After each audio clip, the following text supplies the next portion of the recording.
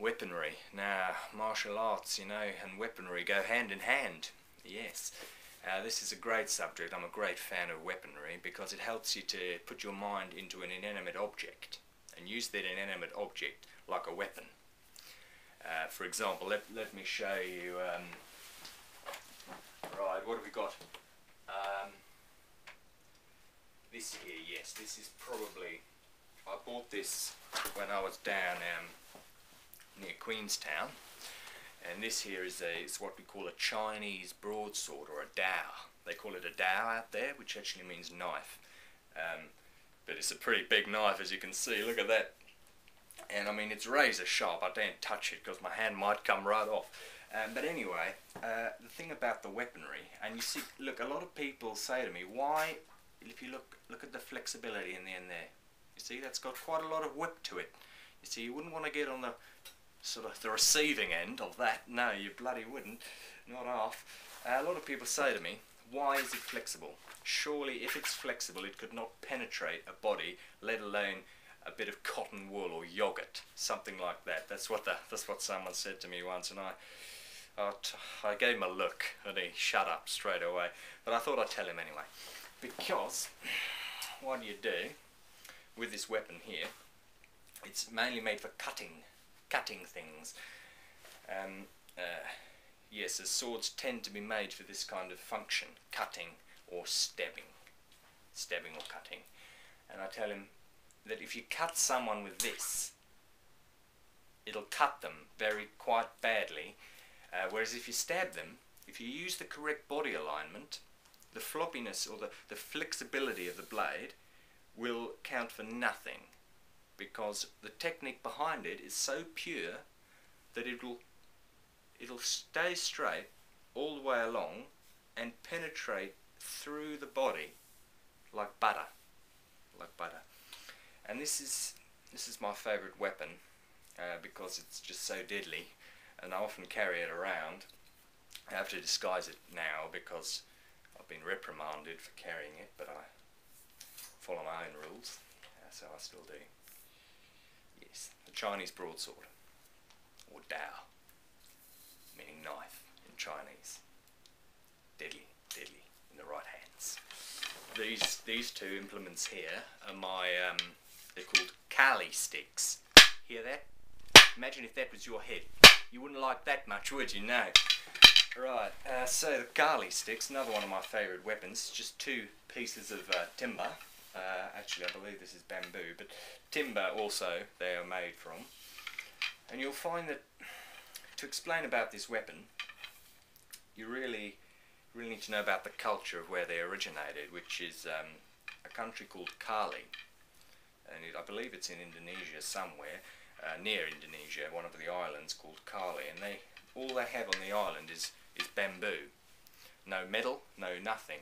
So they have to make all their weapons out of bamboo, because they don't have any boats either, so they can't actually leave the island to get something as effective as like a weapon, a proper weapon, like a sword or maybe a knife, or maybe just a cudgel. They are cudgels, but like a metal cudgel, proper one, like the police use, the extendable buckers like that, yeah. And anyway, the Kali stick, a lot of people say they're just two bits of bamboo, and they couldn't possibly hurt a man. Well, like I just straight before, my ears are ringing now because that's such a power behind them. And take one of those to the temple, to the side of the face, maybe also poking like this, like you can see it now coming at you. Imagine that coming at you in the dark, in the streets. You're not expecting it. They ask me for my wallet, suddenly that's coming at them. Terror, utter terror. Yes, and it's all about the wrist. You'll notice that when I give it a flick like that, you can see the tip moves so fast that the eye cannot actually see. You can't see where it's going.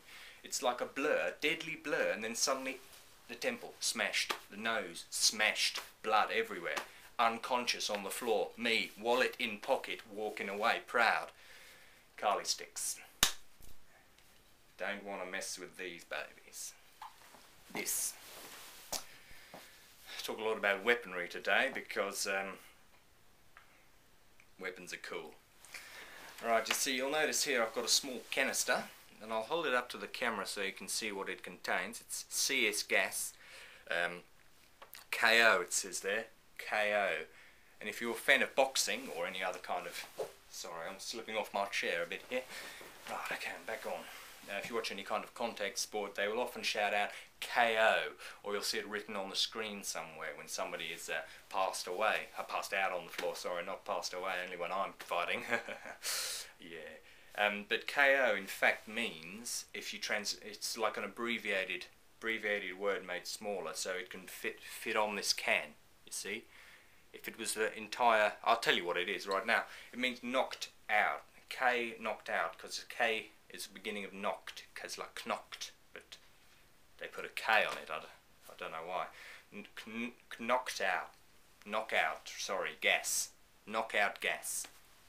5001, which means a lot of numbers make a lot of pain. And basically, anyway, this gas to a normal human sprayed in the face, sprayed in the eyes, right in the face. It really hurts, incapacitating an opponent rapidly, very rapidly, because of the burning. Burns in the eyes mainly, sometimes the mouth. If you get it in the mouth, oh, it's spicy as hell. But I'll just like to show you something now. My training is, I've been training for quite some time to resist the KO rise gas,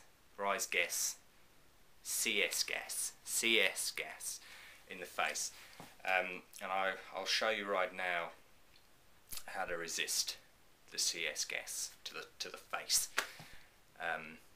Yes, I'll show you right now. So we take the CS gas. I'm going to do my strengthening exercises for my face to resist it. So you got your CS gas. You take it to the face, completely and utterly resisting the effects of the gas. The gas has no effect upon me. I could fight off many attackers, maybe 8 or 9 attackers would not be able to take me down, even under the effects of the CS gas. Yeah. I'm sorry, I just need to dash off. Just for 1 second, I'm just going to get a quick drink of water.